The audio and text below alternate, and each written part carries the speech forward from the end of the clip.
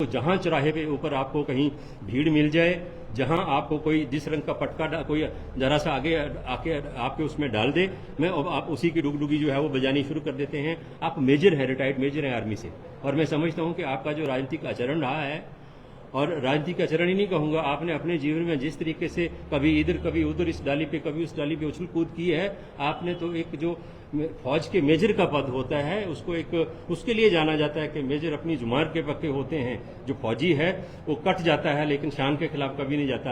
आपने तो मैं समझता हूं कि मेजर का जो पद है उसकी गरिमा को भी बहुत आहत किया है, उसको भी ठेस पहुंचाई है। ये मैं एक मेजर मनकोटिया जी के बारे में कहना चाहता था आप लोगों के माध्यम से। दूसरा, सुधीर शर्मा जो यहां से प्रत्याशी हैं भारतीय जनता पार्टी के, किसी जमाने में कांग्रेस में थे, कांग्रेस पार्टी ने बहुत कुछ दिया जिसकी चर्चा मैं अपनी पिछली पत्रकार वार्ता में आप लोगों के साथ कर चुका हूं। कल मैं उनका एक वीडियो सुन रहा था, वो उसमें कह रहे थे कि काम गिना रहे थे कि धर्मशाला में ये काम जो हैं वो मैंने किए हैं। अब दो बातें सुधीर जी कर रहे हैं। एक बात तो वो ये कहते हैं कि हमें कांग्रेस पार्टी ने और मुख्यमंत्री ने नजरअंदाज किया, अपमानित किया, जलील किया, हमारे कहने से काम नहीं हुए। दूसरा, वो एक वीडियो के माध्यम से ये कह रहे हैं कि मैंने धर्मशाला में बहुत सारा विकास किया। तो भारतीय जनता पार्टी में तो अभी गए हैं सुधीर जी। इससे पहले चाहे वो बैजनाथ से विधायक थे, सीपीएस थे, कांग्रेस पार्टी से थे, धर्मशाला से विधायक बने, मंत्री बने, कांग्रेस पार्टी की सरकार में बने। तो जितने भी विकास के काम जिनकी चर्चा वो मीडिया के माध्यम से कर रहे हैं वो तो कांग्रेस की सरकारों के माध्यम से। तो मैं ये कहना चाहता हूं कि वो जो आरोप लगा रहे हैं कि कांग्रेस पार्टी में उनका अपमान हुआ, कांग्रेस पार्टी में उनको जलील किया गया, उनकी बात नहीं सुनी जाती थी, इस वजह से वो भारतीय जनता पार्टी में गए, सर्वथा गलत है, विरोधाभासी है। जो वो वीडियो में दावे कर रहे हैं मैंने काम किए हैं, और जो दूसरी बात वो कह रहे हैं, इनमें दोनों में कोई तालमेल नहीं है। इन दोनों बातों के अंदर ये दोनों विरोधाभासी। वास्तविकता ये है, मनकोटिया जी ने भी जोड़ूंगा, मैं दोबारा मनकोटिया जी के ऊपर आऊंगा, इकट्ठे कर लो इनको, क्लब कर लो, दोनों को एक ही जैसी मानसिकता है। कहा कि सुक्खू मुख्यमंत्री बना, सुक्खू में काबिलियत नहीं है। अब कुछ लोगों को सुखविंदर सिंह सुक्खू जी को सुक्खू से आगे देखते ही नहीं है, देखना ही नहीं चाहते। माता पिता ने नाम रख दिया सुक्खू, सुख आया होगा उनके पैदा होने से घर में। अब इनको लगता है, जो कुछ पुराने लोग हैं और धनवान हैं, जिनको लगता था कि बड़ी पोस्टों के ऊपर हम ही हो सकते हैं, हमारा ही अधिकार है, जब सुक्खू जी मुख्यमंत्री बन गए तो इनको लगा ये सुक्खू कैसे मुख्यमंत्री बन गया। ये आज भी सुक्खू को सुक्खू ही समझते हैं, इनको ये नहीं पता now he is honourable chief minister. और सुखविंदर सिंह सुक्खू के उस स्टेटस को मैं समझता हूं ये एक्सेप्ट नहीं कर पाए मानसिक तौर पर। इनको लगता है कि वो चीफ मिनिस्टर कैसे बन गया, ये अधिकार तो हमारा था। सुधीर शर्मा भी उन्हीं में से हैं जो मुख्यमंत्री पद की लालसा रखते थे, और जब मुख्यमंत्री नहीं बन पाए तो फ्रस्ट्रेशन में आ गए। उनको लगता है सुक्खू चीफ मिनिस्टर बन गया, उनको ये नहीं समझ आ रहा वो सुक्खू नहीं है। अब सुक्खू तो उनका घर का प्यार का नाम है, और लोग और जनता उनको प्यार से सुक्खू बुलाती है। वो हिमाचल प्रदेश के मुख्यमंत्री हैं। ये चीज जो है ये हजम नहीं हो रही कुछ लोगों को, और इसी के चलते एक अहंकार में और अपनी महत्वाकांक्षा के चलते ऐसे लोगों ने ये सोचा कि हम सरकार के खिलाफ विद्रोह करेंगे, सरकार को गिराएंगे, भारतीय जनता पार्टी की सरकार बनेगी और उसमें हमें बड़े बड़े पद मिलेंगे।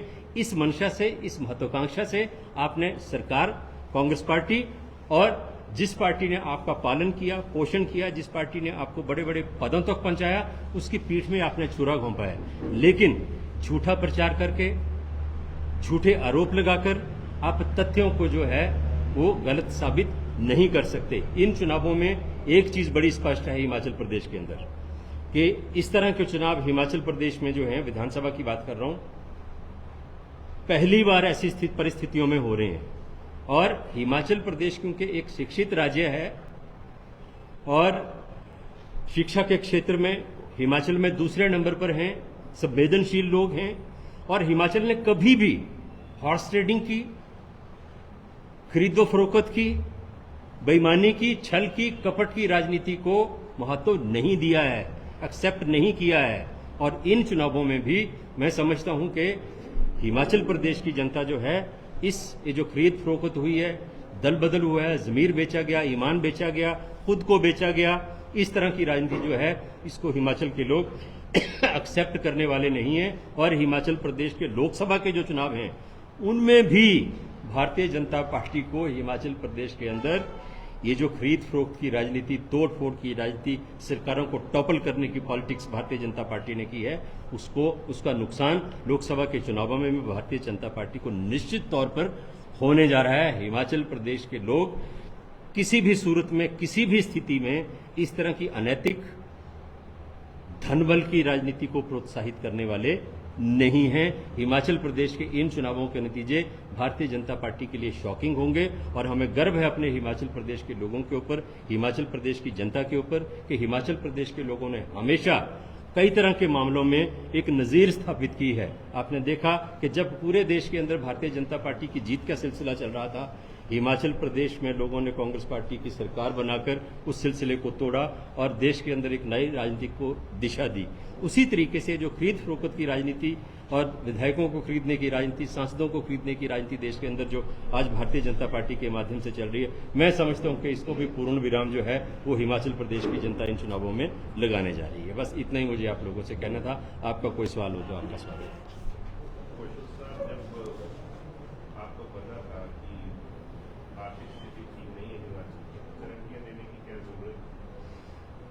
देखिए, जो हमने गारंटियां दी, उन गारंटियों को पूरा करने की दिशा में हमने इसके बावजूद कदम उठाए हैं। और आप देखिए, मुख्यमंत्री के कुशल जो आर्थिक प्रबंधन है उसके चलते 20% जो रेवेन्यू है उसका इजाफा हिमाचल प्रदेश ने एक अपने पहले वित्तीय वर्ष में किया है। और ये जो हम महिलाओं को 1500 रुपये प्रतिमाह देने की बात कर रहे हैं या देने का फैसला सरकार ने लिया है, प्रोसेस शुरू किया है, ये उसी धन से उसका प्रावधान जो है वो किया गया है। आर्थिक स्थिति निश्चित तौर पर कमजोर है हिमाचल प्रदेश की, इसमें कोई दो राय नहीं है। और हिमाचल प्रदेश का जब गठन हुआ, जिस सरकार ने, जिन नेताओं ने इसका गठन किया, वो जानते थे इस चीज को कि आर्थिक तौर पर हिमाचल प्रदेश अपने पैरों पे खड़ा नहीं हो सकता, क्योंकि यहाँ जो साधन हैं, रिसोर्सेज हैं, वो नहीं है। हमारे पास जल है, पानी है, पहाड़ हैं, आपके पास वन है और एक टूरिज्म का सेक्टर है जिसमें हम रेवेन्यू जनरेट कर सकते हैं। तो वनों का आप कुछ नहीं कर सकते। नदियों को दोहन करके जल विद्युत परियोजना दुनिया भर की लगी है जिससे रेवेन्यू जनरेट हो रहा है। लेकिन मुख्यमंत्री ने ऐसे अनेक कदम उठाए हैं जिससे हिमाचल प्रदेश को स्वावलंबी राज्य बनाने की दिशा में मजबूत पहल मुख्यमंत्री ने की है, ताकि आने वाले समय में जो कर्ज है उसके ऊपर निर्भर ना रहना पड़े। और आप देखेंगे कि आने वाले समय में बहुत से ऐसे सरकार काम करेगी जिससे मुख्यमंत्री बार बार कहते हैं कि हम 5 वर्ष में हिमाचल प्रदेश को अपने पैरों पे खड़ा करेंगे और आने वाले 10 वर्षों में हिंदुस्तान का सबसे अमीर राज्य जो है वो हिमाचल प्रदेश होगा। निश्चित तौर पर हमारी आर्थिक स्थिति ठीक नहीं है, इसको मजबूत करने की आवश्यकता है और उसकी दिशा में हम काम